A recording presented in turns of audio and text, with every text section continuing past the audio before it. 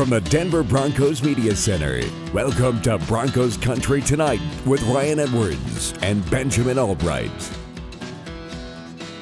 All right, welcome to Broncos Country Tonight, reacting to today's training camp practice as well as the Broncos win over the Minnesota Vikings 33-6. We're going to start with the game, though, Ben, because it has a little bit more bearing on, I think, where the direction of this team is headed right now. Start with the quarterbacks. Got a quarterback competition going in.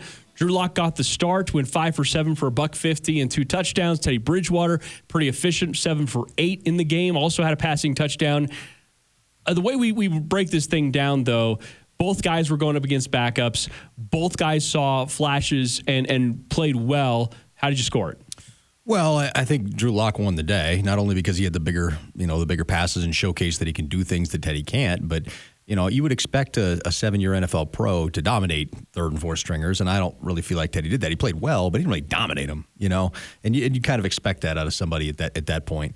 That's not to knock Teddy, but both quarterbacks played well, but I just wanted to see more out of him.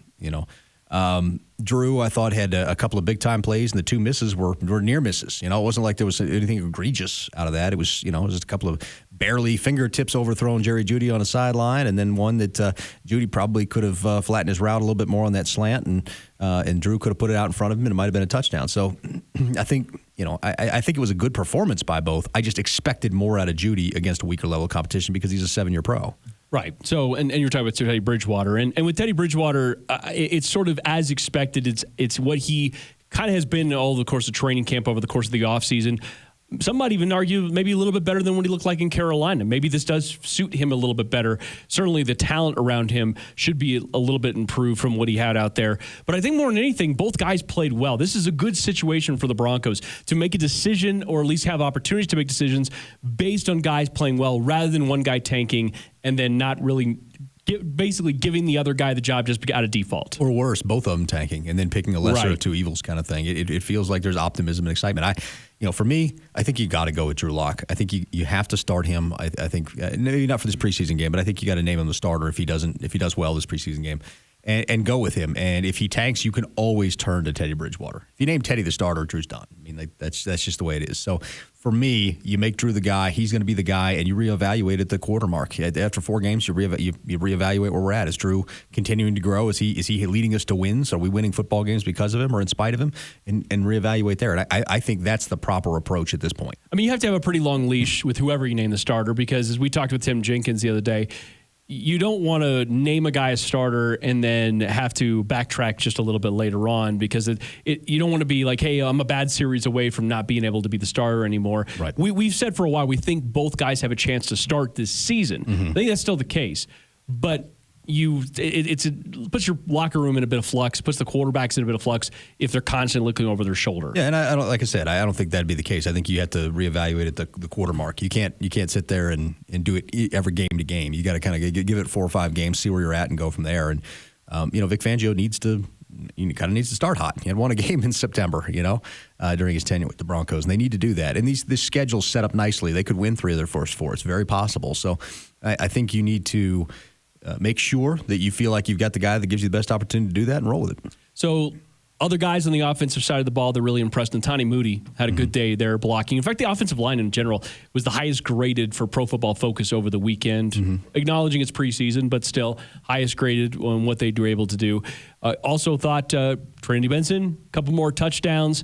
KJ Hamler obviously gets a little bit of a tip of the cap there with an 80-yard touchdown, plus he had a 20-plus yard catch earlier in the game. Jerry Jeudy, though, had maybe arguably one of the plays of the game, in part because of what Drew Lock and the entire offense was able to do on that 39-yard completion. Yeah, and with Jeudy, it was hit or miss. I mean, that one connection with Lock was just outside his fingertips. I felt like he probably could have got that. He didn't. The touchdown, or would have been touchdown, that was the defender got a hand in there. I felt like the route, but then he comes and he shows you what he can do when you get the ball in his hands in open space, and busts one for 39 yards on a great throw and great run by Jerry Jeudy. So it's kind of interesting because he's Jerry Jeudy, the Drew Lock of receivers. Kind of the high variance guy with his flashes of brilliance, but sometimes you wish he'd be more consistent and put it all together. Yeah. On the defensive side, I thought quite a few guys stood out, and we're not even talking about starters here. We're talking about guys playing in backup roles. Thought along the defensive line, Shamar Stephen as well as Deshaun Williams both had nice games. They both made some big plays.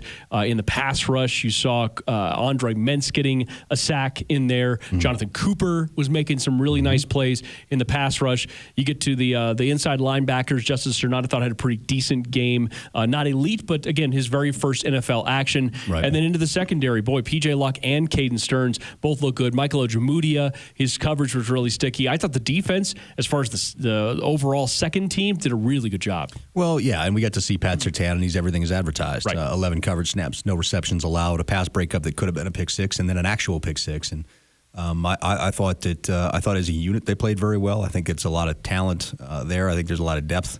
And I think that was obvious. I think watching that game, what you said was the Broncos are a deeper team than Minnesota. It certainly feels like that, right? And especially when we go from, you have George Payton, who is the assistant GM out there, going to a new team with the Broncos, and his team got to show up against his former team. Again, you said it, Pat Surtain looked great. His second-round pick, Javonte Williams, looked really good in limited action. And then, I mean, the decision to go with Drew Lock and Teddy Bridgewater, at least for 1 week, I have to imagine George Payton being one of the happiest guys. Yeah, everything was coming up Payton, it felt like, in this game. Hopefully that momentum carries forward to Seattle. That's going to be a big thing because you don't want just a flash in the pan against an underhanded or understaffed Minnesota team, at least in terms of talent. You want to be able to carry that forward. And so you're going to have two tough tests this preseason. You've got Seattle, you've got the Rams. Good chance to see both those guys and kind of see where you're at. And I'm hoping they're able to carry this momentum forward. Yeah, it's about progress right now, and it's about a team looking like they have, quote-unquote, turned a corner. The depth, I think, is going to help them a lot along the way, but you're going to have some inconsistent performance from some of the younger guys. You know, even though Pat Surtain had the PBU and the pick six, you know there's going to be a couple of times where he's going to get beat. That's just sort of what it's going to be. Let's get to practice today that we got to see out there. It wasn't the cleanest or most crisp practice, but interestingly enough, I don't think it's something to panic necessarily about. First of all, it's just one practice, and secondly, this team has kind of shown that they get their work in during the week and they show up for the game, and that's why I want to see more than anything. It's like, okay, well, hey, inconsistent practice. Come back tomorrow, see if you can do a better job, and be ready to go for Seattle. Whatever that looks like, just be ready to go.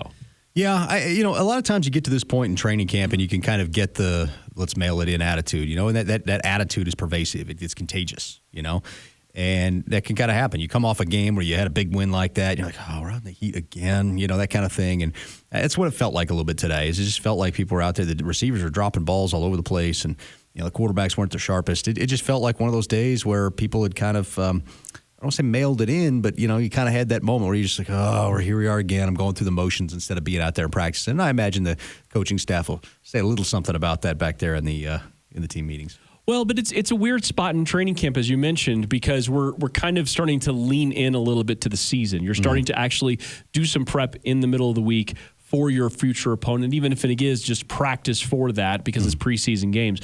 But you finish that first, you had the joint practices, you had the first preseason game, you come back to Denver, you got 3 quick practices, and then you're going to be heading out to Seattle.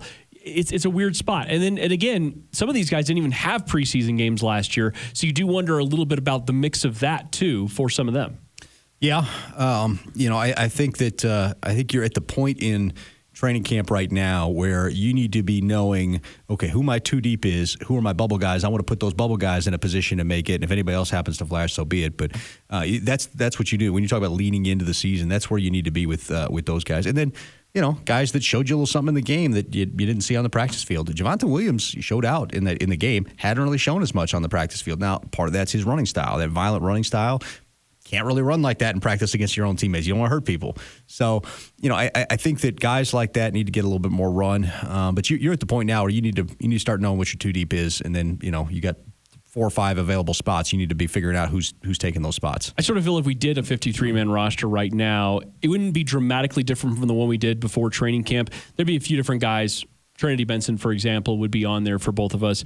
But it's a spot where you do feel as though you have a pretty good idea. They just did the first round of cuts today, and not too many surprises on that group. You sort of feel like if we do the next one here, it's probably going to stay in line. I'm trying to think about guys that could dramatically improve their position right now. And the receivers are about the only group that I think there still is maybe a little bit of flux there with Deontay Spencer, Tyree Cleveland, Seth Williams. Mm-hmm. That's the only group right now that I can sort of pinpoint. Maybe get to the running backs, but that's only because of the injury that they had with Mike Boone. So I don't know if there's many groups or position groups that have a lot of flux right now in that 53. Yeah, the O-line, some of those backup O-line spots in the bottom of the receiver roster is really maybe the bottom of the corner roster, but that's temporary until Bassie gets back anyway. So, right.